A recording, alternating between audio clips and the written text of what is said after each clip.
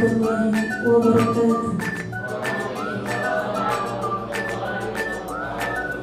Alhamdulillahirrahmanirrahim. Bihi nasta'inu wa na'udzu billahi wassalatu wassalamu ala asrofil anbiya'i wal mursalin sayyidina Maulana Muhammadin wa ala alihi wa ashabihi ajma'in.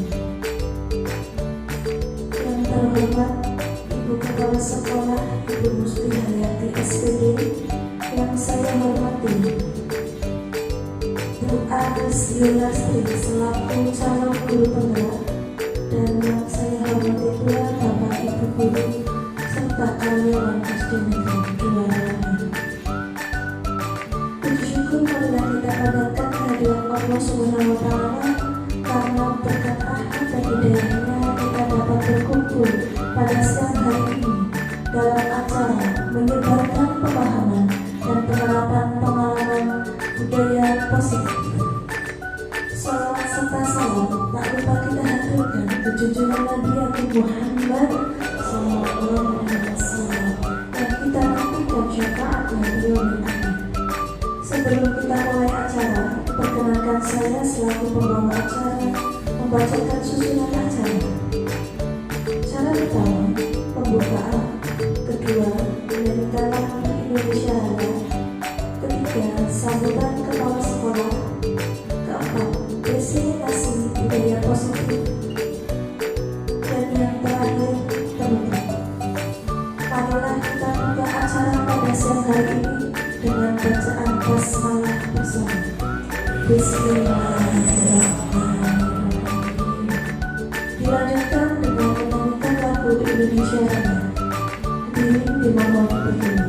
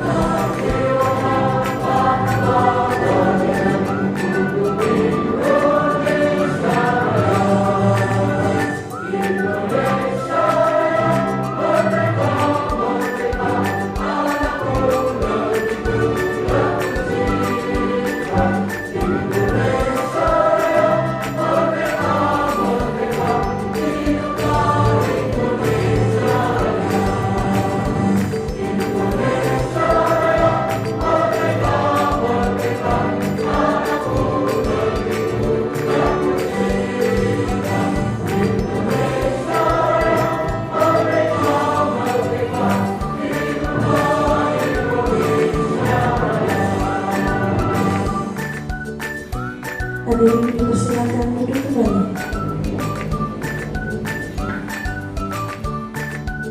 Cara selanjutnya yaitu sambutan kepala sekolah kepada Ibu Musti Hayati SPD. Kami persilakan. Bismillahirrahmanirrahim. Assalamualaikum warahmatullahi wabarakatuh. Yang saya hormati Bapak Ibu Guru dan karyawan SD Negeri 2 Lawahe, khususnya Ibu Aris Yulastri SPD CDP tahun 2024. Alhamdulillah pada hari ini kita bersama-sama untuk melaksanakan sebuah kegiatan yang menunjang proses keberlakunya calon guru penggerak untuk SD Negeri 2 Lawahe. Budaya positif atau dikenal dengan istilah positif ini akan disampaikan oleh beliau, mudah-mudahan bermanfaat untuk kita semua.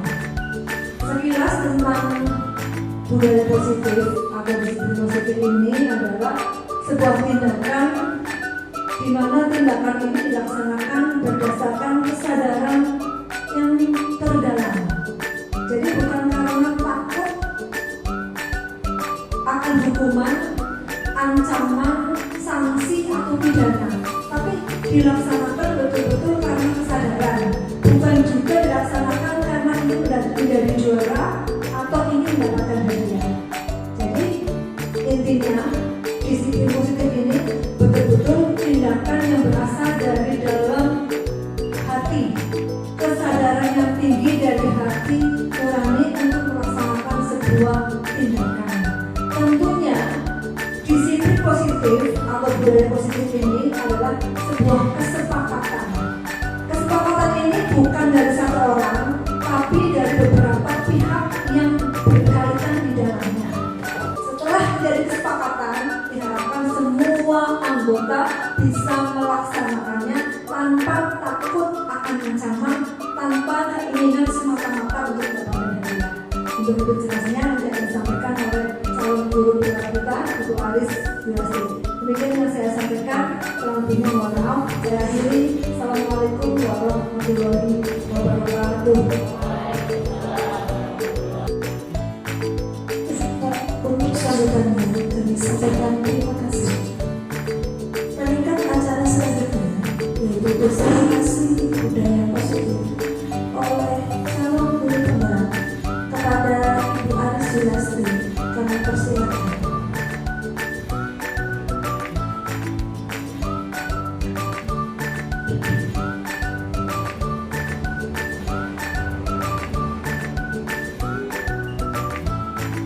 Assalamualaikum warahmatullahi wabarakatuh. Kepada yang terhormat Ibu Masih Hayati selaku Kepala Sekolah SD Negeri Dwarauheng, yang saya hormati Bapak Ibu Guru serta karyawan SD Negeri Dwarauheng.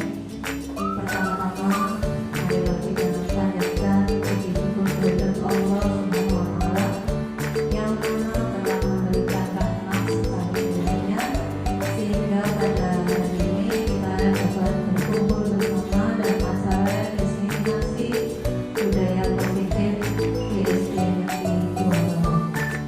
Tak lupa sholawat serta salam dilanjutkan kepada junjungan kita Nabi Muhammad Sallallahu Alaihi Wasallam yang kita nantikan syafaatnya di Allahumma amin.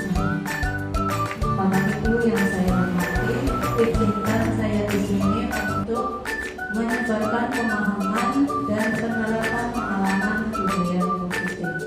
Sebelumnya Bapak dan Ibu sudah pernah menerapkan ini ya, untuk disiplin positif dari sekolah penggerak sekolah murid sudah mendapatkan, dan ini merupakan tugas di modul 1/4 untuk melaksanakan diseminasi di sekolah masing-masing. Saya akan memperkenalkan, saya itu digabung di kelas 1150 dengan fasilitator yaitu beliau Bapak Khairul Mahdi yang merupakan kepala sekolah pada SMP Negeri 1 Bumiayu, kemudian pengajar praktik Bapak Khairul Rahman yang kemarin juga pendampingan beliau ke sini Bapak Khairul Rahman, beliau adalah guru dari SDNU Master Sekarang. Kemudian tujuan untuk diseminasi tentang budaya positif di sini yaitu agar kita itu bisa meningkatkan pengetahuan dan pemahaman kita tentang budaya positif serta terbentuknya motivasi dalam diri murid dengan pembuatan keyakinan kelas maupun keyakinan sekolah. Adapun konsep inti dari budaya positif yang akan saya sampaikan di sini banyak sekali, itu ada 7. Di sini yang pertama yaitu perubahan paradigma baru, kemudian yang kedua disiplin positif, yang ketiga nilai-nilai kebajikan, yang keempat kebutuhan dasar manusia, yang kelima motivasi perilaku manusia, yang keenam posisi kontrol guru, yang ketujuh keyakinan kelas, dan yang kedelapan segitiga restitusi.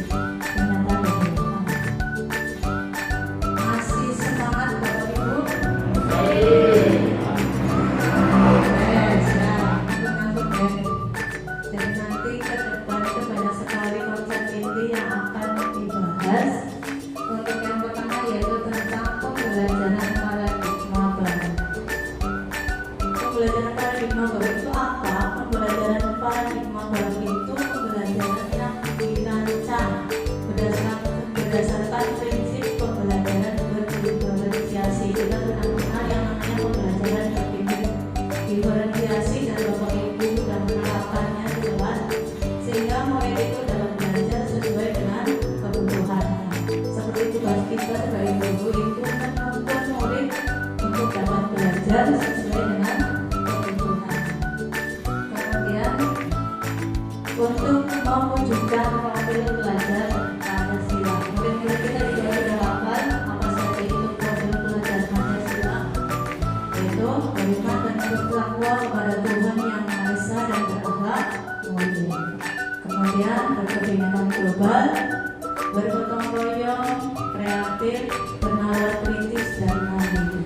Jadi nanti untuk perubahan paradigma baru kita bisa mewujudkan murid-murid yang memiliki profil belajar Pancasila dengan kebiasaan-kebiasaan yang telah kita lakukan selama pembelajaran maupun di sekolah kita.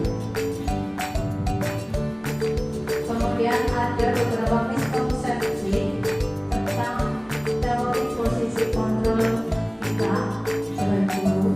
Yang pertama, ilusi bahwa guru itu mengontrol murid. Guru itu tidak boleh mengontrol murid, tapi guru itu harus menuntun murid karena kebutuhan murid itu berbeda-beda. Kedua, ilusi bahwa semua penguatan positif itu efektif dan bermanfaat. Itu juga tidak semuanya efektif dan bermanfaat, tergantung juga kebutuhan dari murid tersebut. Yang ketiga, ilusi bahwa kritik dan membuat rasa bersalah itu mampu menguatkan karakter. Bahwa kritik dan membuat rasa bersalah itu malah akan menghilangkan kreativitas anak, biasanya seperti itu. Karena mereka merasa bersalah, maka kreativitasnya menjadi hilang. Kemudian ilusi bahwa orang dewasa berhak memaksa. Kita tidak boleh memaksa, kita harus menuntut murid sesuai dengan kebutuhannya. Di sini ada bagaimana cara mengubah paradigma dari stimulus respon ke pendekatan teori kontrol. Kalau dulu stimulus respon itu bahwa kebutuhan kita sama, itu yang salah. Padahal kalau pada teori kontrol, kebutuhan atau realitas kita itu berbeda. Karena kebutuhan manusia itu berbeda, tidak bisa disamakan. Kemudian stimulus respon yang kedua, semua orang itu melihat hal yang sama. Padahal sesuai dengan teori kontrol itu, setiap orang itu memiliki gambaran yang berbeda-beda. Begitu juga dengan murid kita, untuk menangkap sebuah ilusi gambaran itu bisa berbeda-beda. Kemudian yang ketiga, stimulus problemnya, kita mengubah orang yang berpandangan sama dengan kita. Kita tidak bisa mengubah orang untuk berpandangan sama dengan kita, tapi kita harus memahami pandangan orang lain tentang dunia. Kemudian yang keempat, perilaku buruk dilihat sebagai suatu kesalahan. Bahwa kalau kita kontrol, tidak semua perilaku buruk itu sebagai suatu kesalahan, tapi semua perilaku itu memiliki tujuan. Kemudian yang kelima,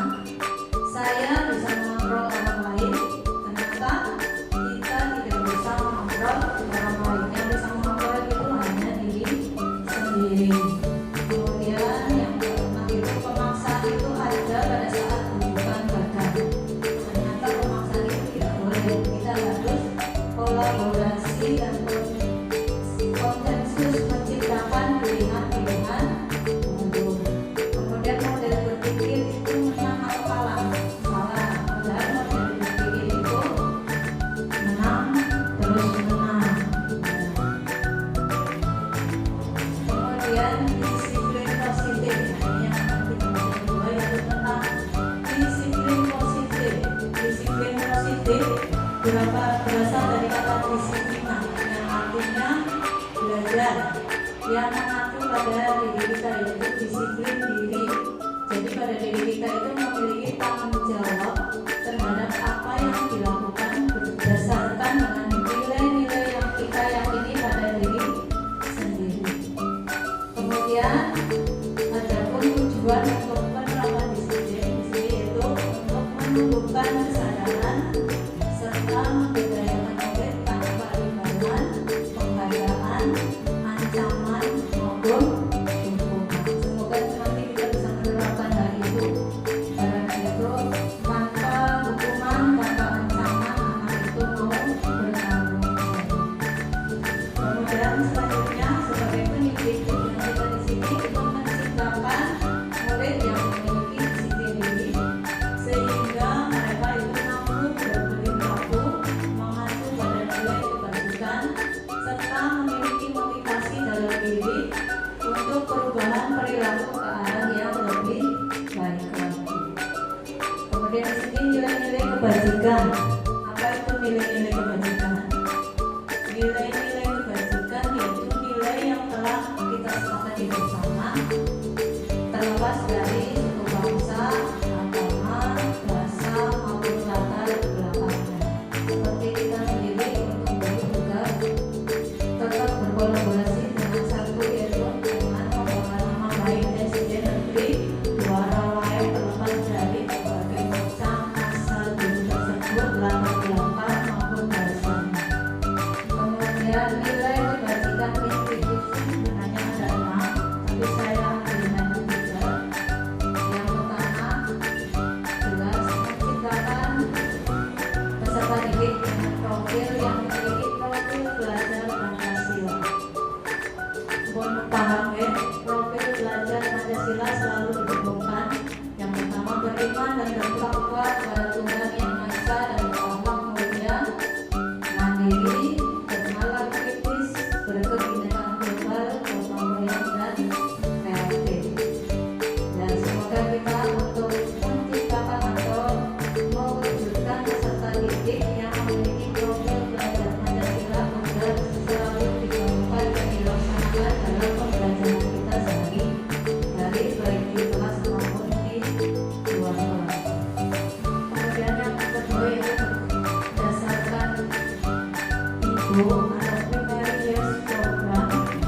Di sini sikap murid itu yang tentang toleransi, saling menghormati, kemudian rasa hormat, kemudian integritas, mandiri, menghargai, antusias, empati, keingintahuan, kreativitas, kerjasama, percaya diri dan komitmen. Toleransi, saling menghargai, rasa hormat, kemudian memiliki integritas yang tinggi, kemudian sikap murid yang mandiri, kemudian menghargai, antusias ingin mengetahui sesuatu atau antusias untuk melaksanakan apa yang ditugaskan, kemudian empati, memiliki empati sama teman.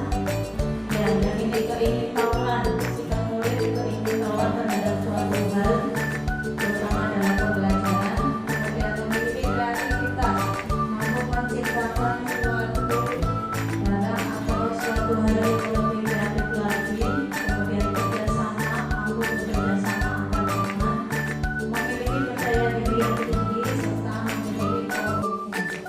Kemudian yang ketiga yaitu petunjuk seumur hidup dan keterampilan hidup.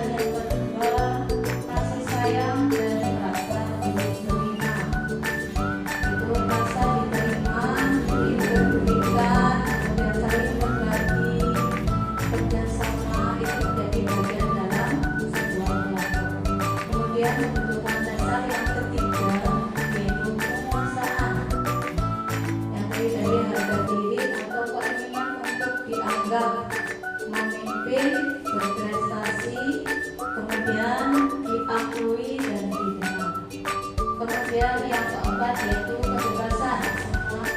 Ada manusia itu memiliki kebutuhan dasar berupa kebebasan. Di sini yaitu mandiri, memiliki pilihan, kemudian mau mencoba hal yang baru, mau mengendalikan arah dirinya.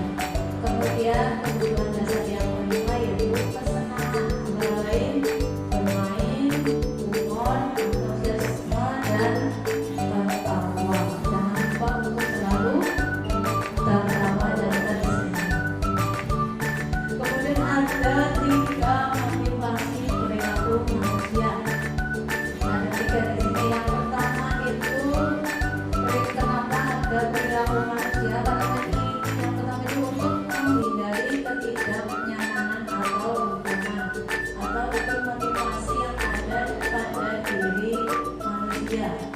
Ya, sama dengan murid, untuk menghindari ketidaknyamanan atau hubungan itu ada motivasi pada diri murid. Misalnya kalau di guru lomba ya, dia nggak termotivasi oleh menghindari karena ada ketidaknyamanan maupun takut ada hubungan. Kadang dari motivasi internal itu timbul adanya mau.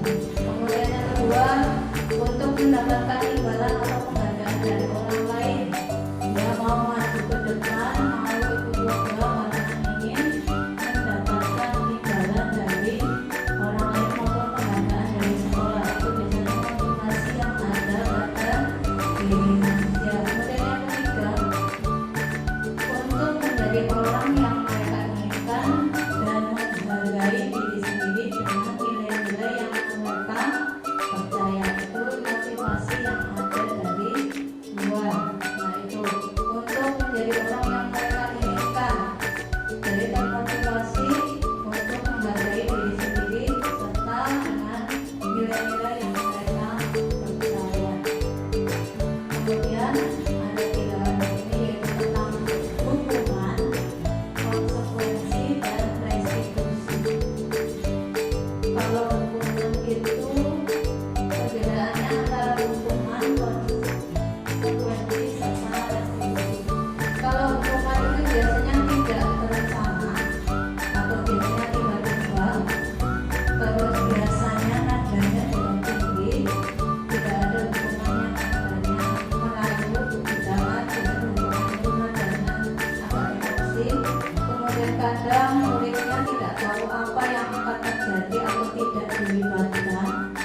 Itu kemudian bersifat satu arah, bedanya hanya dari guru saja langsung berupa hukuman.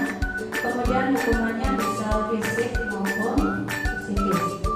Kalau konsekuensi itu terencana atau disepakati sesuai dengan peraturan yang telah berlaku di sekolah. Kemudian tapi hal ini juga membuat murid itu tetap tidak nyaman. Kemudian sikap guru itu selalu memonitor perilaku murid tersebut. Jadi murid itu merasa tidak nyaman juga karena melanggar suatu aturan dan selalu dimonitor oleh guru untuk perilakunya. Nah bedanya yang pada itu yang ketiga yaitu dengan restitusi. Kalau restitusi itu proses menciptakan kondisi bagi murid untuk memperbaiki kesalahannya, tapi dengan proses kolaboratif yang mengandalkan murid untuk mencari solusi sendiri. Itu yang nanti Bapak Ibu bisa diterapkan di kelas apabila menangani suatu masalah. Itu dengan yang ketiga. Jadi kita hindari antara hukuman dan konsekuensi. Kemudian ada 5 posisi kontrol seorang guru. Yang pertama sebagai penghukum, yang kedua membuat merasa bersalah, yang ketiga sebagai teman, yang keempat sebagai pemantau, yang kelima sebagai manajer. Saya tanya dulu kira-kira Bapak Ibu sudah sampai yang mana? Itu kan sudah kita tanya. Yang pertama penghukum, kedua membuat rasa bersalah, yang ketiga sebagai teman, keempat itu sebagai pemantau, yang kelima sebagai manajer. Kira-kira yang sering dilakukan kita untuk menyelesaikan masalah posisi kontrol guru itu yang mana? Yang sering atau yang sudah? Pemantau memantau ya, wes berarti memantau, selalu memantau perilaku untuk lebih baik lagi. Terus ada lagi sebagai teman, kalau saya kan sebagai teman kelas pemegang, jadi sebagai teman untuk memperbaiki perilaku siswa tersebut, kemudian membuat merasa bersalah, itu juga. Kemudian menghukum itu yang seringkali kebanyakan tidak menyadari, kita terlalu kamu tidak menyadari ya sekarang langsung rumahnya baik itu kan maaf di kelas tidak membawa PR ya, berarti besok jangan lupakan itu juga menghukum. Tapi misalnya kalau tidak memakai topi waktu upacara, kan sudah ada peraturannya ya, kalau biasanya itu memakai topi waktu upacara maupun penempatan yang lainnya. Nah, anak yang tidak membawa itu langsung baris tersendiri. Nah, itu termasuknya dari nah, biasanya kita itu ke yang paling terakhir itu manajer itu yang terbaik. Saya sendiri juga masih belajar, belum sepenuhnya sampai posisi yang terhormat, masih memahami dulu. Semoga dengan diseminasi ini di Bapak Ibu Guru bisa menerapkan posisi kontrol seorang guru yang terbaik itu manajer.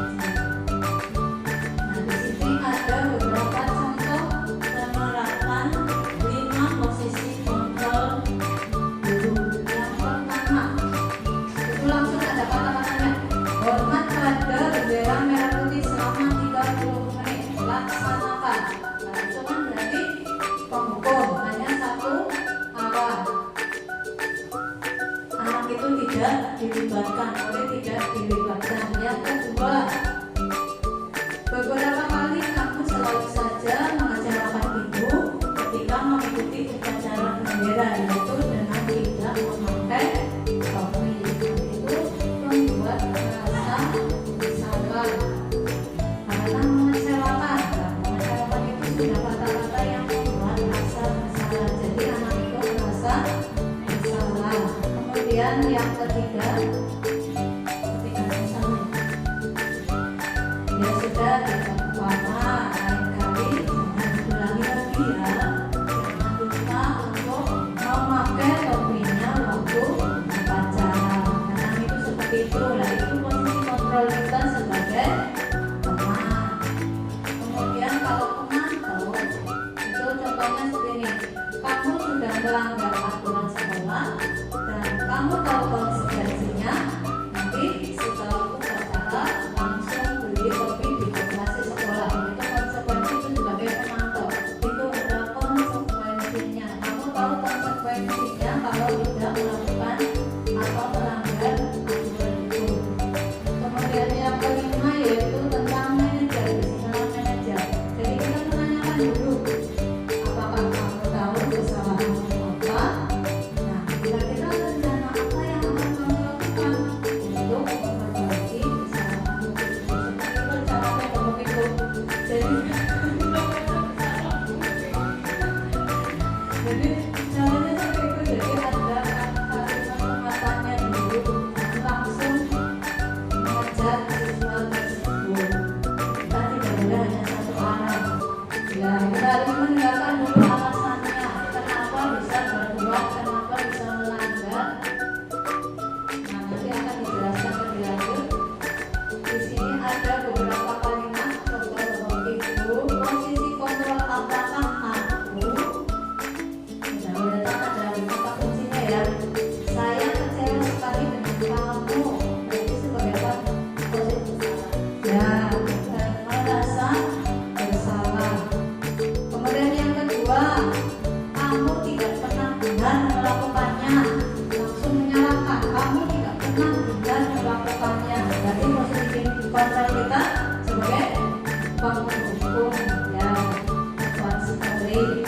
Kemudian apa rencana kamu untuk menyelesaikan masalah ini? Monggo Bapak Ibu yang mau berpendapat, apa rencana kamu untuk menyelesaikan masalah ini? Mic-nya hanya satu. Monggo. Ada. Ya, mau Bu Desi. menurut saya untuk opini apa rencana kamu untuk menyelesaikan masalah ini, itu kita berada di posisi kontrol sebagai manajer, karena kita memberi peluang anak untuk berpendapat atas apa yang mereka lakukan, menyelesaikan dari apa kesalahan yang dia lakukan. Terima kasih. Ya, terima kasih dikasih betul sekali bahwa apa rencana kamu untuk menyelesaikan masalah ini itu posisi kontrol kita yaitu sebagai manajer, karena kita mendengarkan dulu kenapa anak itu bisa melanggar atau bisa melakukan kesalahan. Kemudian yang keempat, ayo lakukan demi ayo lakukan demi ibu guru ya. Ayo lakukan demi ibu guru ya. Ayo posisi kontrolnya sebagai apa? Monggo Bapak Ibu berpendapat. Iya Pak. Saya Bu, Oh iya Pak Hasan, monggo silakan. saya kira kalau kita menanyakan dan menanyakan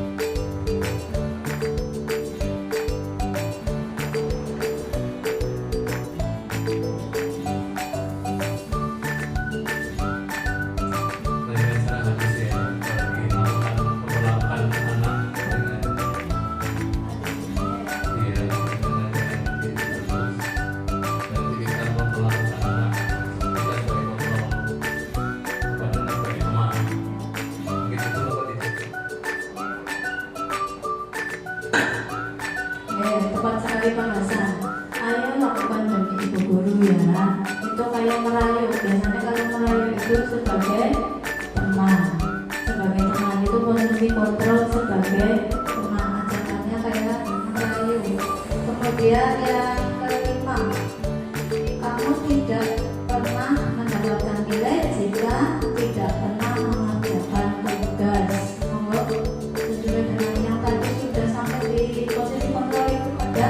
Monggo sebagai posisi kontrol yang mana guru untuk kalimat kamu tidak pernah mendapatkan nilai jika tidak pernah mengerjakan tugas. Tadi ada 5 apa aja? Monggo ya, silakan berpendapat. Pak, kita sudah melaksanakan kayaknya. Untuk Pak, ya, tepat sekali Pak Bianto sebagai pemantau. Nah, Pak Bianto sudah melaksanakan yang seperti ini ya. Pak, sekali tinggal satu tingkat lagi. Pak Bianto bisa melaksanakan sebagai manajer. Nah, kalau pemantau itu datar, tidak ada ekspresi pelajaran tapi datar. Oke, jadi seperti itu kata-kata kamu tidak pernah mendapatkan nilai jika tidak pernah mengerjakan tugas. Tidak galak, tidak rayu, tapi datar. Jadi saya gampang, cara menyampaikannya juga datar sekali. Kemudian yang selanjutnya yaitu keyakinan kelas. Bapak Ibu guru sudah melaksanakan ya yang namanya keyakinan kelas.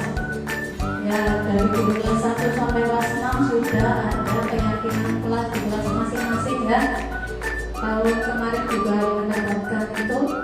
Nah, mengapa itu keyakinan kelas dan bukan peraturan kelas? Ya, kenapa itu dibentuk keyakinan kelas bukan peraturan kelas? Kalau peraturan kelas kan semuanya kayak memaksa, berarti menuntut siswa untuk mematuhi. Kalau keyakinan berarti yang diyakini pada diri siswa itu untuk disepakati bersama dan dijalankan bersama-sama. Berarti membentuk keyakinan antara guru dan murid, kemudian diambil beberapa keyakinan yang disepakati dan akan dilaksanakan keyakinan itu dalam setiap pembelajaran yang dilaksanakan di kelas. Kemudian pembentukan keyakinan kelas yang pertama itu bersifat abstrak, kemudian berupa pernyataan yang universal. Kemudian yang ketiga dibuat dalam pernyataan positif. Ya, dalam kalimat positif ya, jadi tidak ada yang tidak boleh membuang sampah sembarangan.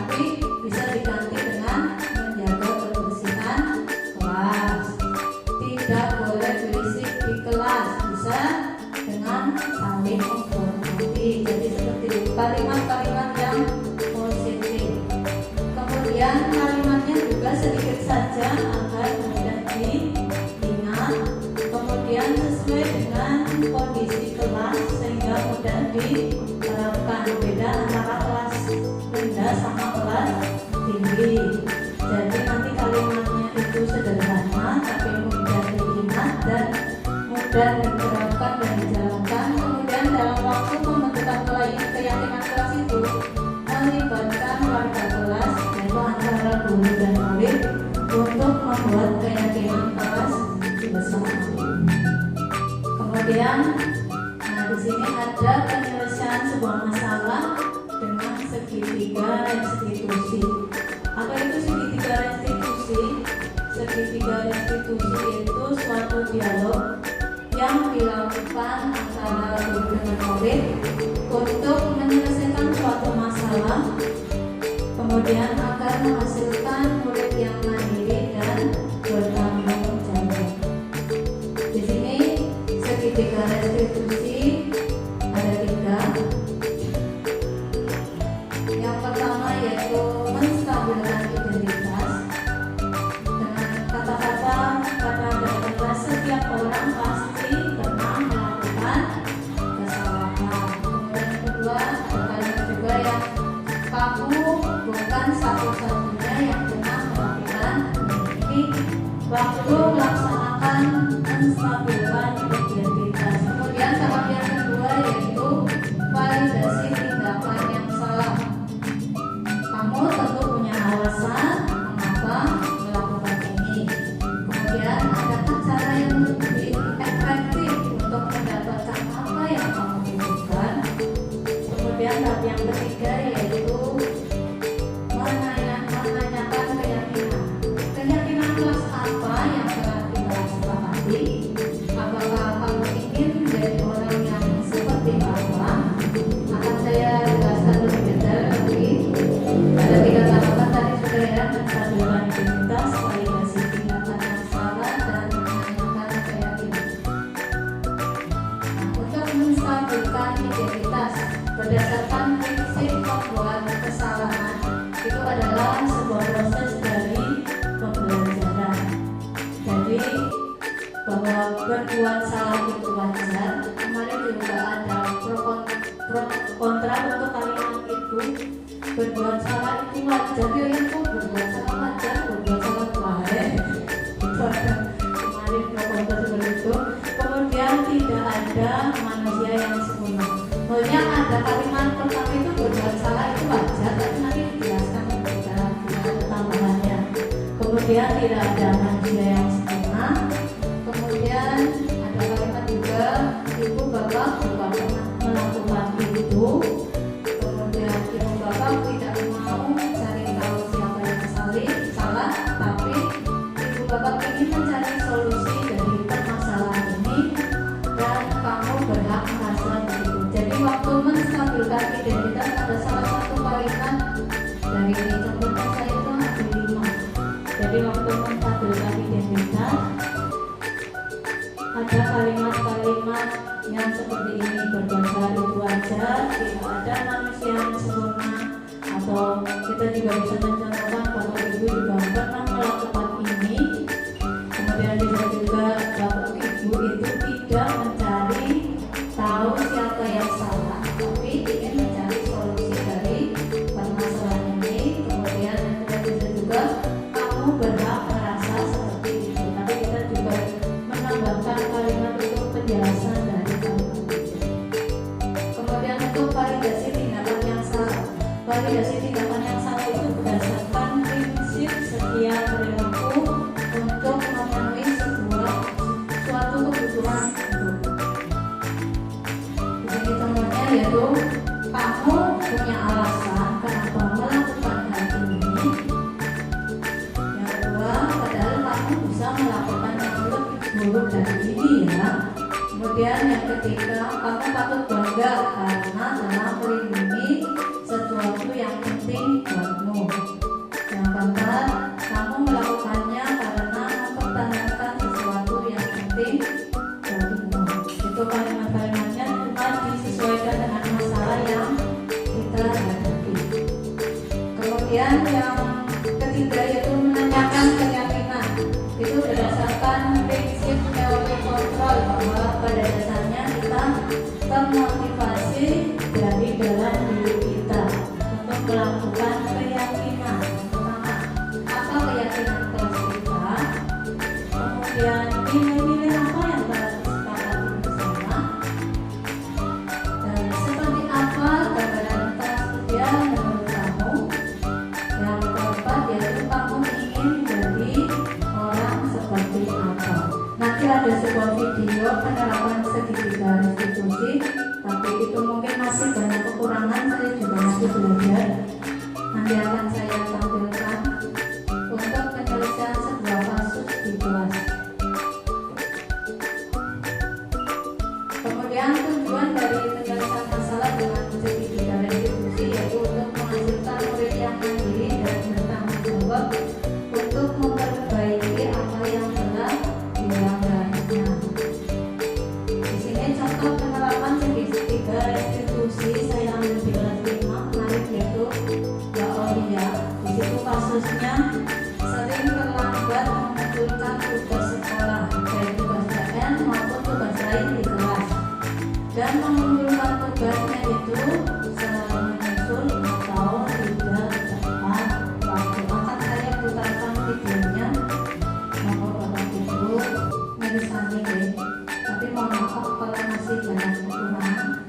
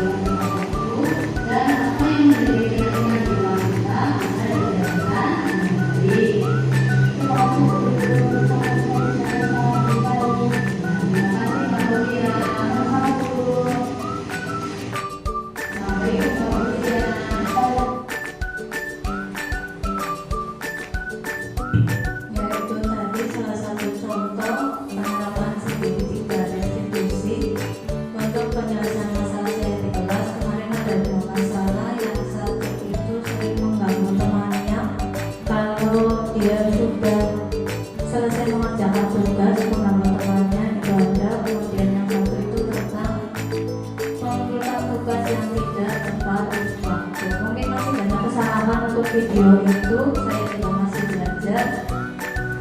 Dan nanti mungkin Bapak Ibu guru lebih hebat lagi dalam menyelesaikan masalah dan bisa menerapkan segitiga restitusi. Jadi kita untuk menyelesaikan masalah di kelas itu tidak langsung menyalahkan, tapi kita mendengarkan dulu latar belakang kenapa dia bisa melanggar atau mempunyai masalah tersebut. Kemudian apa saja hal penting yang dipelajari dalam menciptakan budaya positif?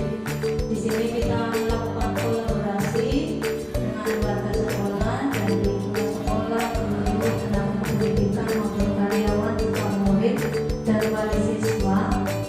dan jangan hanya dilakukan di kelas saja maupun di sekolah saja, tapi juga bisa diterapkan di rumah sehingga hal itu menjadi kebiasaan yang baik di lingkungan sekolah, di rumah maupun dimanapun mereka berada. Kemudian kesimpulan dari diseminasi budaya positif hari ini, dalam penerapan program disiplin positif diharapkan semua guru itu memiliki standar kepribadian, kemudian profesional, sosial yang baik, di mana guru mampu merefleksikan dirinya dalam posisi kontrol saat ini. Jadi nanti Bapak Ibu guru bisa menerapkan posisi kontrol yang terbaik. Tadi apa ya Bapak Ibu guru? Manager ya. Semoga kita sampai ke tingkat itu dan bisa menyelesaikan masalah itu dengan menerapkan segitiga restitusi. Saya juga masih belajar, masih banyak kekurangan. Kemudian ya, jadi di sini itu nanti dalam perjalanannya guru itu sebagai among atau manajer untuk menuntun murid-muridnya menjadi murid yang mandiri, merdeka dan bertanggung jawab sesuai dengan standar pendidikan nasional. Ya, terima kasih. Demikian diseminasi budaya positif dari saya. Mohon maaf apabila masih banyak kekurangan karena saya juga masih belajar. Semoga kita semua dapat menerapkan budaya positif di kelas untuk bisa mewujudkan peserta didik yang mandiri, bertanggung jawab dan memiliki profil belajar Pancasila. Terima kasih. Saya akhiri. Wabillahi taufiq wal hidayah. Wassalamualaikum warahmatullahi wabarakatuh.